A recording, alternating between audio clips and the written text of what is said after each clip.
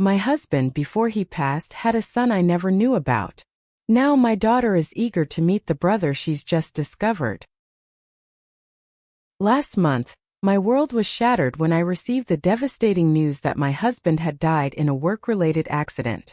Just when I thought I was beginning to grasp the enormity of the loss, a shocking revelation turned everything upside down. A young man appeared at my door, claiming to be my late husband's son, a son I had never even heard of. My husband had kept him a secret, never once mentioning his existence during our marriage. The boy, now 18, had only discovered our family after reading my husband's obituary online. He told me he had no idea about me or my daughters, aged 12 and 8, until after the tragic news. According to him, his own mother had passed away years earlier, and she had never been in a real relationship with my husband. This wasn't a matter of infidelity, but still I felt utterly betrayed. How could my husband hide something like this from me for all these years? The boy lives in the UK, where my husband occasionally worked. My mind raced with questions. How many times had my husband seen him without my knowledge? What else had he concealed from me? The young man even had photographs with my husband, spanning different stages of his life.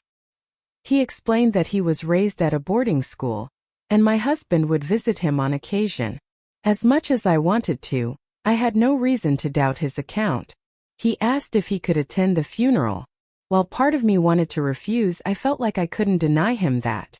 As we spoke, my daughters caught sight of us and wandered over. Before I could stop him, the boy introduced himself to them as their half-brother. Now, on top of processing this myself, I had to find a way to explain it to my children. My youngest, at 8, didn't fully grasp the weight of it all, but my 12-year-old was clearly upset, though she wouldn't talk to me about it. At the funeral, the boy kept to the shadows, staying distant from the family. But during the meal afterward, he approached my girls, playing games like tag with my youngest and her friends. It felt so out of place, so inappropriate. When I pulled him aside to mention it, he apologized, saying he just wanted to lift her spirits. He added that when his mother died, people had done the same for him to cheer him up. His response rubbed me the wrong way, as if he were trying to manipulate me into feeling sympathy, using my children as part of his plan.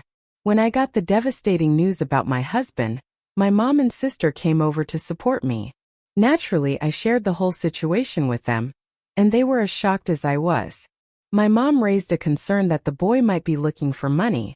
All of our major assets were in both our names, and I was the sole beneficiary of his life insurance policy, but I wasn't sure what might happen if the boy tried to take legal action. So, I straight up asked him if money was what he was after. He denied it, saying, "I couldn't take any of your money. You've got kids to care for." The way he said it irritated me, as if he expected me to offer money, and by refusing it, he was somehow trying to paint himself as the good guy. It felt manipulative, like he thought I'd give in and offer it anyway.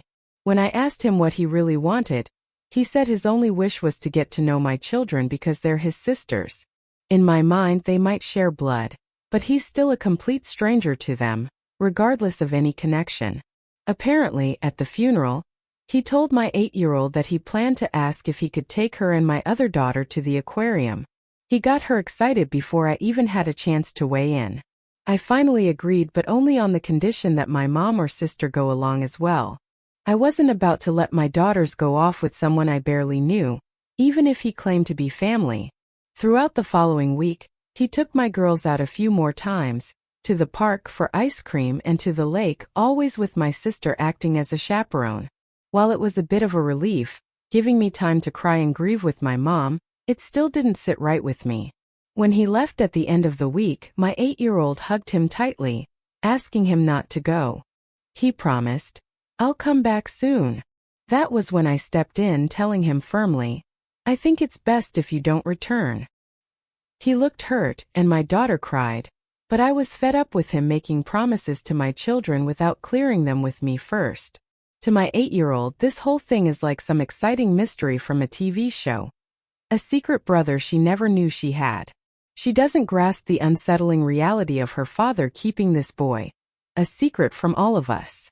Later, my sister questioned why I told him not to come back. I told her the truth. The whole situation felt off to me. I didn't know this boy's true motives, and for all I knew, he could be trying to get closer to my daughters for reasons I couldn't trust. My sister thought I was being unfair, saying I hadn't given him a real chance and that he seemed like a genuinely kind young man. He grew up mostly without a family, and you'd think he might be bitter that my daughters got all the attention from his dad. But instead of feeling jealous, he wanted to build a connection with them. Even if that's his true intention and he's completely innocent, I still don't want him around my house or near my girls. To me, he's just a living reminder of the lies my husband kept from me for years. And it makes me sick every time I see him. My daughters don't need this mess in their lives either. One day, even my 8-year-old will understand how much her father hid from us, and that's going to hurt her deeply. Neither my girls nor I owe this boy anything.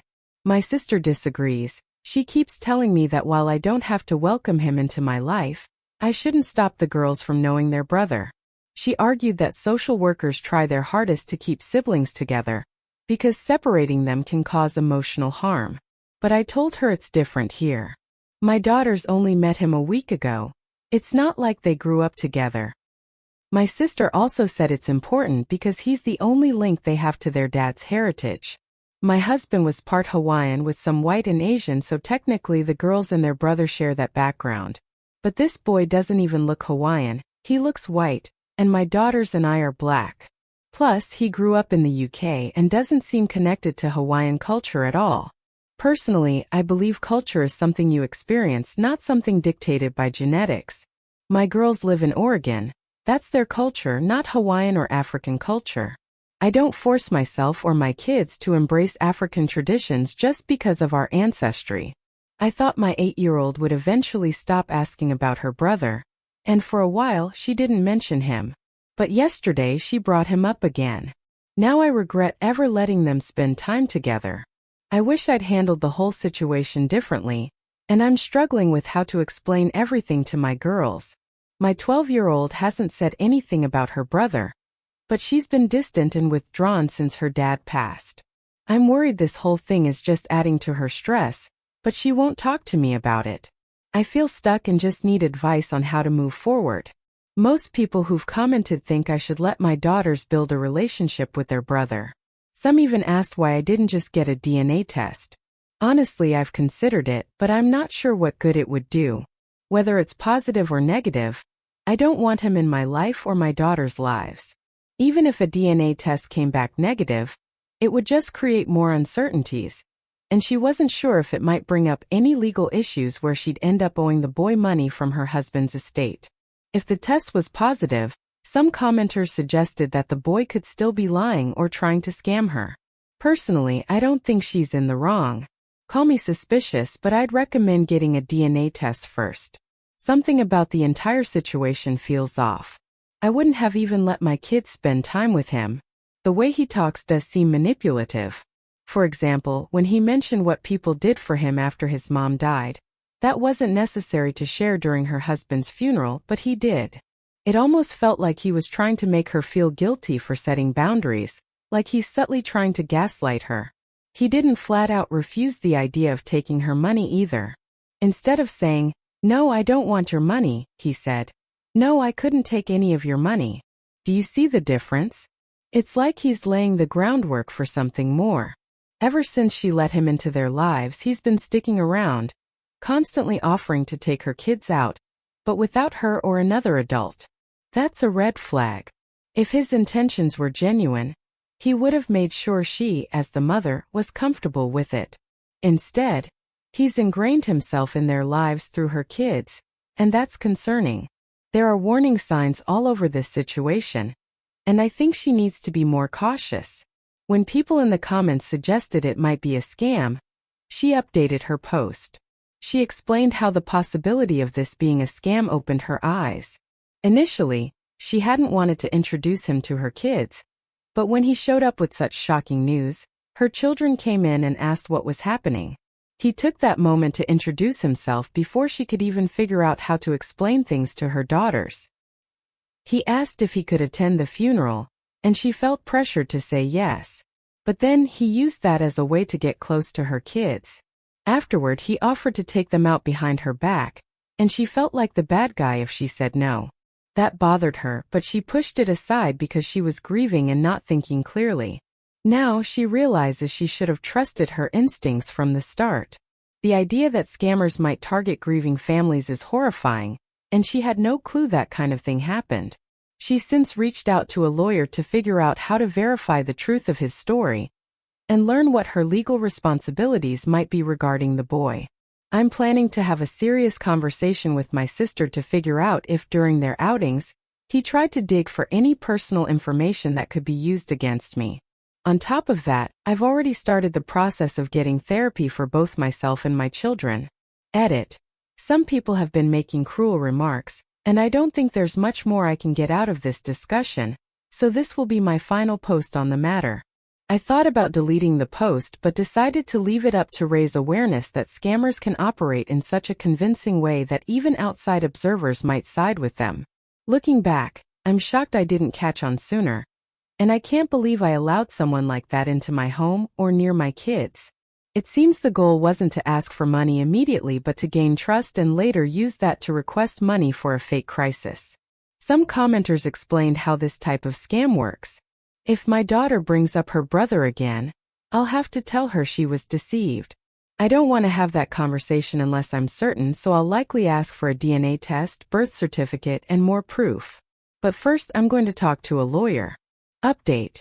As of May 14, 2022, I realize I was wrong, and I was being unfair. My husband's son, whom I referred to as the boy to avoid using names, was telling the truth.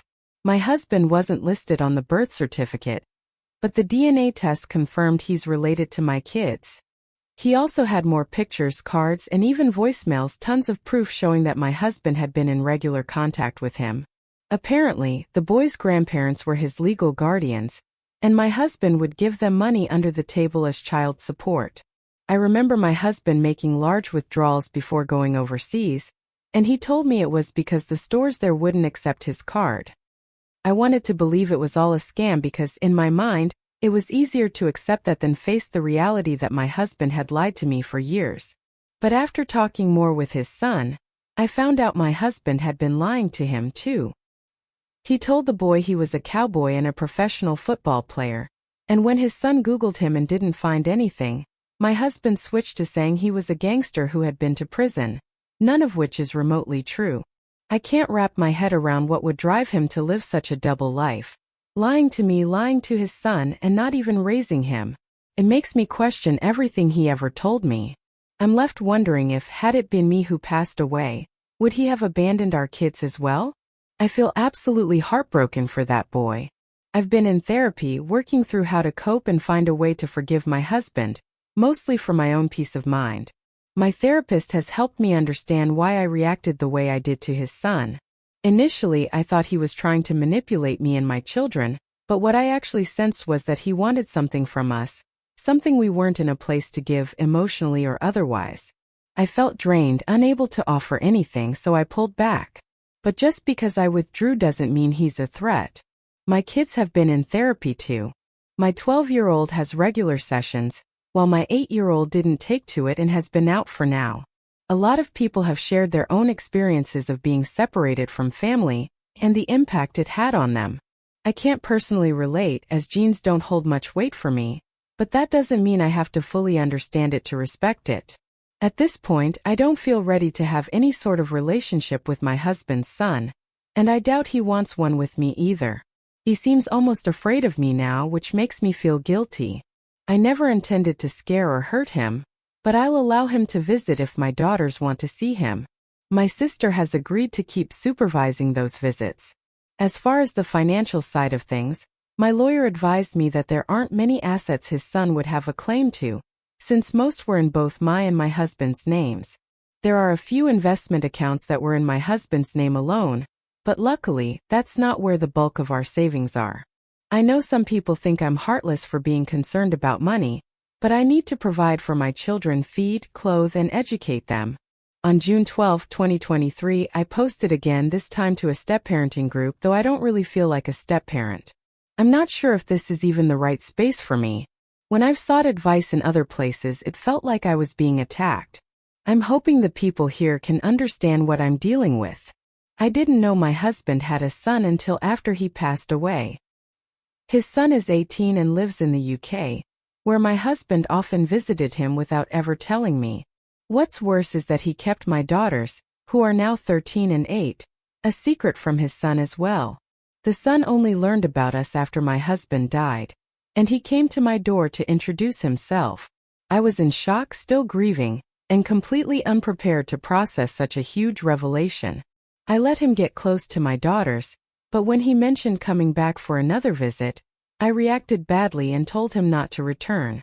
After talking things over with my mom and sister, I realized I couldn't rightfully keep my girls from their brother if they wanted to know him. So, I reached out to him to verify his story and arrange another visit, which we planned for late next month.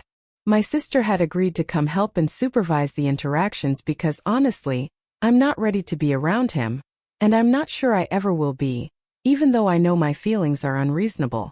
I truly don't want anything to do with this boy. I understand that my husband's choices aren't his fault, and that he's been hurt by them too. But seeing his face is a constant reminder that my husband deceived me throughout our entire relationship. If I had known he had another child, I might have made different choices in life. I got pregnant with my oldest in college. He was older, had a stable job, and could support us. He promised me everything, that he would take care of me, help with our baby, support me through school, and be the kind of father he never had. But all that time he already had a child he wasn't even raising. If I had known that, I might have made a different decision back then. I fell in love with his words, but now it feels like the person I loved wasn't real. I question if he ever truly loved me or our kids, or if we were just part of some facade he was building. I can't even be sure if he was faithful on all those trips abroad. Trusting anything he said feels impossible now. None of this is his son's fault. I know that. The boy is innocent in all of this. But even thinking about him brings up a flood of emotions I'm not ready to face, which is why my sister agreed to help out and supervise again, just like she did the first time he met my kids. We set a date and she was supposed to come today. But now she tells me she can't make it because her job is short-staffed and she can't get time off. My mom is out too. She has surgery coming up and won't be able to travel, and my dad will need to stay home to care for her. My sister suggested that I just leave my kids alone with their brother, but I'm not comfortable with that. He's still a stranger to me and to them, and I'm not willing to take any chances, even if there's a 99% chance he's trustworthy. I've heard too many stories of children being hurt by people their families trusted. So now my only options are to cancel the visit, which would be devastating for my kids, especially my 8-year-old, who's been looking forward to this and hasn't had much to be happy about since their father passed. Or I'll have to supervise the visit myself, which means I'll need to take time off work. I can handle it, but it's far from ideal. Honestly, I just don't think I'm up for it. I didn't sign up to be a stepmom, and I doubt the boy wants me in that role either. I apparently scared him off when I told him not to come back, and when we talked on Zoom afterward he seemed jittery, like he thought I was going to lash out or something. That wasn't my intention at all, and I feel guilty about it. I'm not sure I can go through with this. It feels like a disaster in the making, like it's only a matter of time before I lose my patience and ruin the meeting that my kids have been eagerly anticipating. I can't shake this sense of dread. I don't know if anyone can really help, but I guess it's worth a try.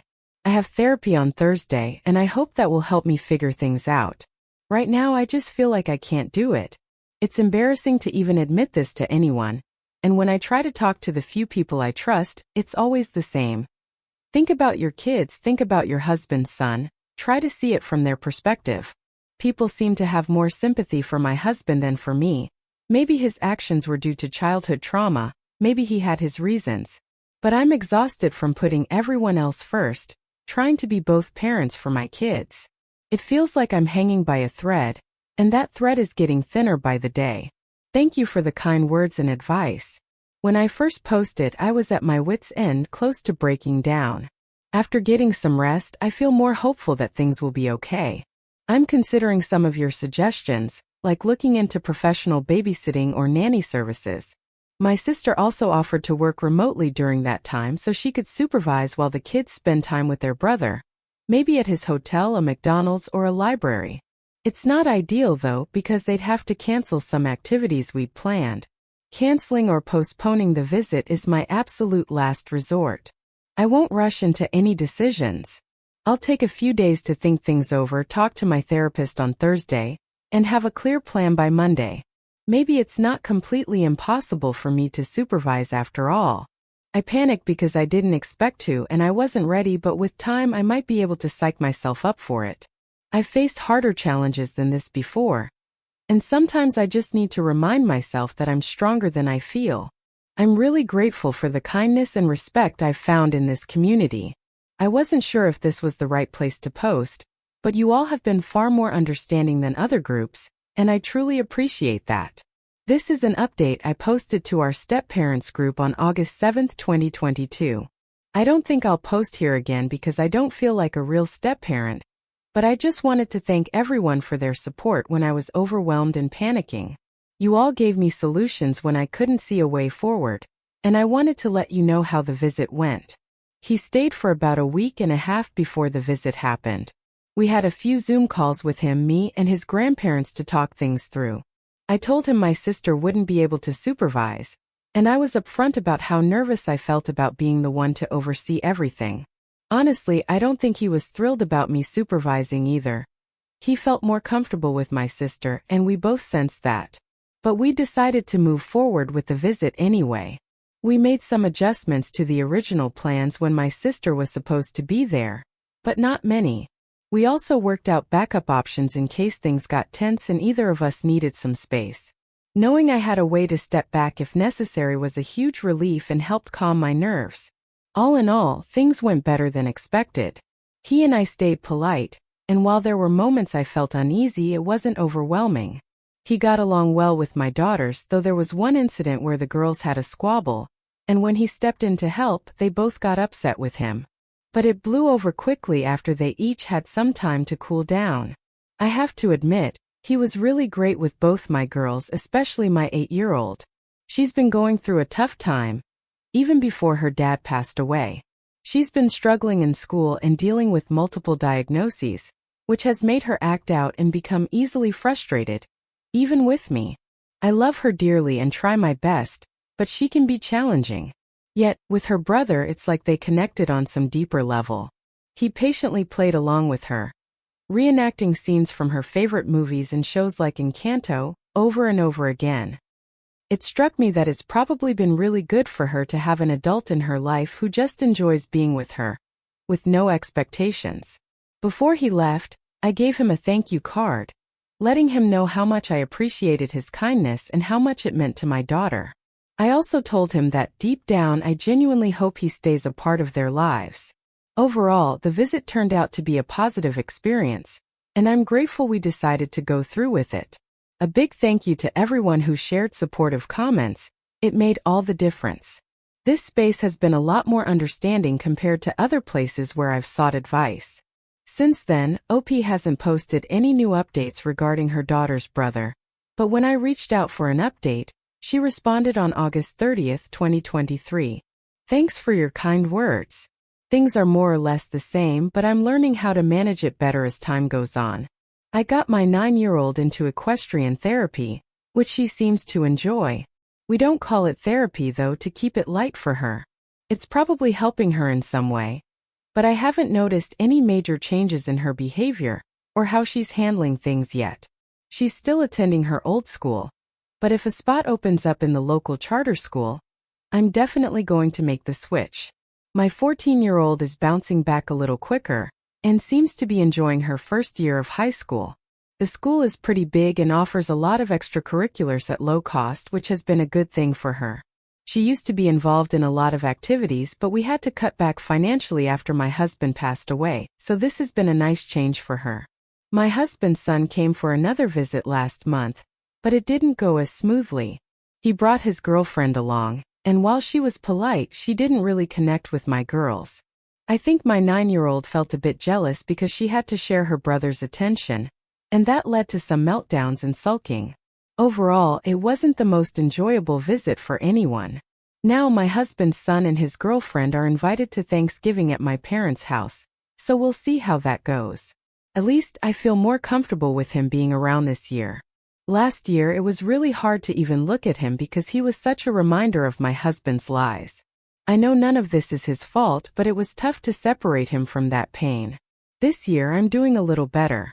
I still don't fully understand why my husband kept things from me, and I'm coming to terms with the fact that I may never know the full truth.